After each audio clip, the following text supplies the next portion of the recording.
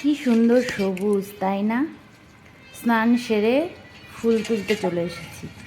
বাড়িতেই ফুল তুলছি। এই গাছটা আমি লাগিয়েছিলাম, ভালোই ফুল ফোটে। যখন ফোটে না, সাজি সাজি ফোটে। এখন বেশি ফোটে না, দুটো তিনটে করে ফোটে। আর এই যে তুলসী গাছ, তুলসী পাতা তুলে নেব, পুজো করব। এই যে সাদা ফুল গাছ, সাদা ফুল ফুটেছে। গাছটা একটু বড় হয়ে গিয়েছে। এই গাছটাও আমি লাগিয়েছিলাম। একটু উঁচুতে একটা একটা করে প্রত্যেকটা ফুল তুলে নেব। আমার বাড়িতে যা ফুল হয় ভগবানের পুজোয় হয়ে যায়। এই যে ফুল তুলছি। আমার ঘরে রাধা মাধব, গৌরাঙ্গ মহাপ্রভু, নিত্যানন্দ প্রভু, তারপরে শিব ঠাকুর, মা লক্ষ্মী এনারা আছেন।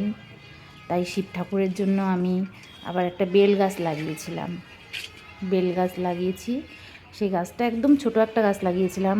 গাছটা এখন অনেক বড় হয়ে গিয়েছে। দিয়ে ওই গাছের থেকে প্রতিদিন বেলপাতা ছিঁড়ি। একটা আকন্দ ফুল গাছও লাগিয়েছি, কারণ শিব ঠাকুরের আকন্দ ফুল, বেলপাতা এগুলোই তো দিতে হয়। সেই জন্য নিজের বাড়িতে থাকলে কি হয়, যখন তখন তোলা যায়। এই যে বেলপাতা তুলে নিলাম। এই যে আকন্দ ফুল গাছ, কদিন খুব ফুল ফুটেছে, এখন আবার এই যে এগুলো কড়ি হয়ে আছে। সমস্ত ফুল তুলে এনে ভগবানের চরণে দিয়ে পুজো করলাম। যে রাধা মাধব, গৌর নিতাই, মা লক্ষ্মী, এই যে শিব ঠাকুর। নিজের গাছের ফুল তুলে ভগবানকে দিয়ে পুজো করার একটা আলাদাই শান্তি। হরে কৃষ্ণ, রাধে রাধে। সবাই দর্শন করো আমার গৃহের ঠাকুর।